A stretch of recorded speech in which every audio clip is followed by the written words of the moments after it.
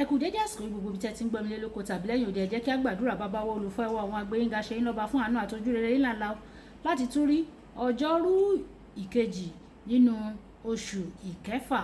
Ògo ní forúkọ mímọ́ yín o fún àánú àtọrẹ bàǹtàbàǹtà báyìí tí ẹ ṣe fún wa tí kò ṣeé fowó rà. Ọlọ́run ọ̀rọ̀ tá ò gbéyàwó lẹ́nu kó ṣe ayé ọkàn ilé àti ẹbí wa àti ìgbéyàwó lóore o. Ètò tí a gbàdúrà lórúkọ Jésù Kristi Olúwa wa, àmín.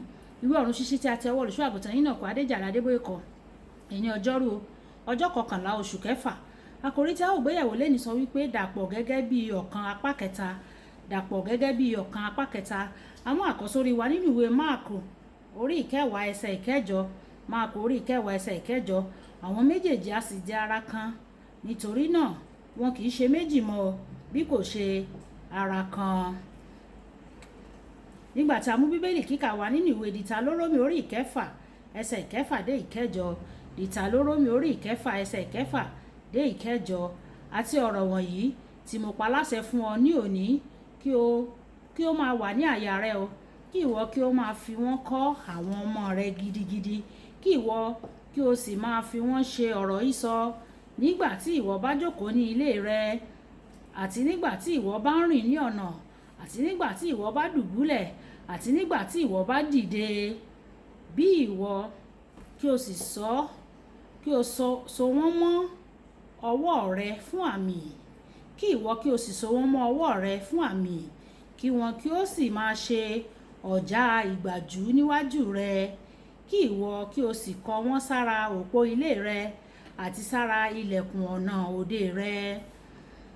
Wàyí ẹ tẹ́tí bẹ̀rẹ̀ jẹ́ láti gbọ́ ohun tí olùṣọ́ àgùntàn yín náà kọ Adéjàre Adébóyè ní fún wa ní èní ọjọ́rú. Màá ṣe àkótán ìjíròrò mi lórí àkọlé yìí nípa sísọ pé Ọlọ́run fẹ́ kí àwọn ọmọ rẹ̀ gbádùn ìgbéyàwó wọn, gẹ́gẹ́ bí a ṣe rí nínú ẹsẹ̀ àkọ́sórí wa tèní. Ẹ̀wẹ̀, fún èyí láti ṣẹlẹ̀ wọ́n gbọ́dọ̀ dàpọ̀ mọ́ ọkọ tàbí aya wọn o. Nígbà tí o bá fẹ́ lé nǹkan méjì pọ̀, wọ́n gbọ́dọ̀ wà ní ìsúnmọ́ pẹ́kípẹ́kí. Nígbà tí tọkọtaya bá gbé ní orílẹ̀-èdè tàbí ní ìlú ọ̀tọ̀ọ̀tọ̀ fún ìgbà pípẹ́, ó máa ń ní ipa òdì lórí àwọn ọmọ wọn o. Ó sì lè jẹ́ pé òbí kan ló máa tọ́ àwọn ọmọ náà dàgbà tàbí ẹlòmíràn. Ọlọ́run pàṣẹ fún àwọn òbí kí wọ́n tọ́ àwọn ọmọ wọn. Ìwé Òwe orí ìkejìléníogún ẹsẹ̀ ìkẹfà. Ṣùgbọ́n èyí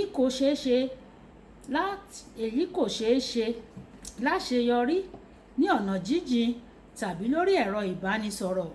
Wíwà nílé pẹ̀lú òbí máa ń ní ipa tó pọ̀ lára títọ́ àwọn ọmọ wọn. Ó sì tún máa ń jẹ́ kí okùn tí ó so wọ́n pọ̀ kó lágbára gidigidi. Nígbà tí òbí méjèèjì bá ń gbé ìlú kan náà pẹ̀lú àwọn ọmọ wọn, ó rọrùn fún tọkọtaya o láti bójútó àti láti bá wọn wí bí ó ṣe tọ́ àti bí ó ṣe yẹ. Ìtàn Sẹ́rúà ó jẹ́ ọ̀kan nínú àwọn ìṣẹ̀lẹ̀ ìdílé tó burú jù nínú Bíbélì. Arákùnrin Dáfídì ni Sẹ́rúà o. Ó sì bí ọmọkùnrin mẹ́ta, Jóábù, Abiṣai àti Asaeli. Nínú gbogbo Bíbélì, mo ṣàkíyèsí pé a kò dárúkọ bàbá wọn. Ìwé Króníkù kínní orí ìkejì ẹsẹ̀ ìkẹrìndínlógún. Èyí sì mú mi rò pé èyí rí bẹ́ẹ̀ nítorí kò dá sí ẹbí náà gẹ́gẹ́ bí bàbá rere ṣe yẹ kí ó ṣe. Bí ó tilẹ̀ jẹ́ pé àwọn ọmọ náà dàgbà láti di ọkùnrin alágbára, wọ́n ṣàfihàn àwọn kùdìẹ̀kudiẹ èyí tó jẹ́ àṣìṣe ara wọn. Asaeli jẹ́ ẹni tó yára, ṣùgbọ́n ní ìgbà kan ó sáré títí wọ́n fi pa ni. Ìwé Sámúẹ́lì kejì orí ìkejì ẹsẹ̀ ìkejìlá títí dé ẹsẹ̀ ìkejìléníogún. Inú fùfú Jóábù mú kí ó ṣe lòdì sí ọ̀gá rẹ̀ tí ó jẹ́ àbúrò ìyá rẹ̀ Dáfídì, títí tí Dáfídì fi gégùn fún un.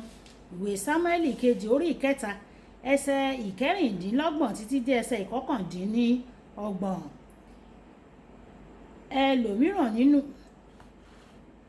ẹlòmíràn nínú bíbélì ẹni tí àwọn ọmọ rẹ̀ kò ya rere ni Élì.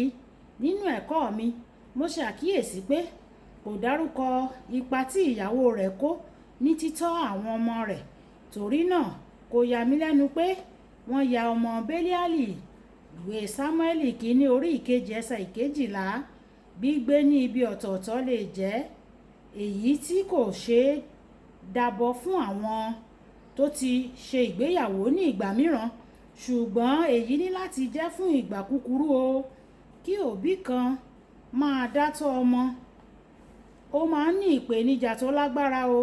Mo sì gbàdúrà pé Ọlọ́run yóò fún gbogbo àwọn tó ń dá tọ́jú ọmọ ní okun àti agbára láti tọ́ àwọn ọmọ náà gẹ́gẹ́ bí ìfẹ́ Ọlọ́run. Nígbà tí òbí méjèèjì bá wà láyé àti tí wọ́n wà ní àlàáfíà, ó ṣe pàtàkì kí wọ́n jọ ṣiṣẹ́ pọ̀ láti tọ́jú àwọn ọmọ wọn ní ọ̀nà Olúwa. Kókó ọ̀rọ̀: ó ṣe pàtàkì fún òbí láti kópa gidigidi nínú títọ́ àwọn ọmọ wọn ní ọ̀nà Olúwa. Ẹ jẹ́ á sọ pé bàbá mi, Ọlọ́run alágbára, oore ọ̀fẹ́ láti tọ́ àwọn ọmọ mi ní ìlànà Olúwa. Olúwa ẹ yọ̀ǹda rẹ̀ fún mi o. Olúwa, àwọn ẹbí tí wọ́n wà ní ọ̀tọ̀ọ̀tọ̀, Ọlọ́run alásopọ̀, bá wa dá wọn padà sí ọ̀dọ̀ ara wọn kí wọ́n lè tọ́ àwọn ọmọ wọn ní ìlànà Ọlọ́run. Àti àwọn ẹbí tí wọ́n la làásìgbò kọjá, tí ó jẹ́ wípé làásìgbò ni ó pín wọn níyà, Ọlọ́run àlàáfíà, ẹ pẹ̀tù sí wọn nínú o, kí ẹ jẹ́ kí àlàáfíà yín kó jọba, kí wọ́n lè wá papọ̀ láti tọ́jú àwọn ọmọ wọn ní ọ̀nà Olúwa. Ọlọ́run yóò sì ṣe bẹ́ẹ̀ ní orúkọ Jésù. Olúwabùkọ́lá Ayako ní orúkọ mi o. Ẹ máa bá mi like, ẹ máa share, ẹ máa comment nípa ẹ̀, kí àwọn ènìyàn kí wọ́n lè jẹ àǹfààní ọ̀run ṣíṣí Yorùbá. Ó dàbọ̀.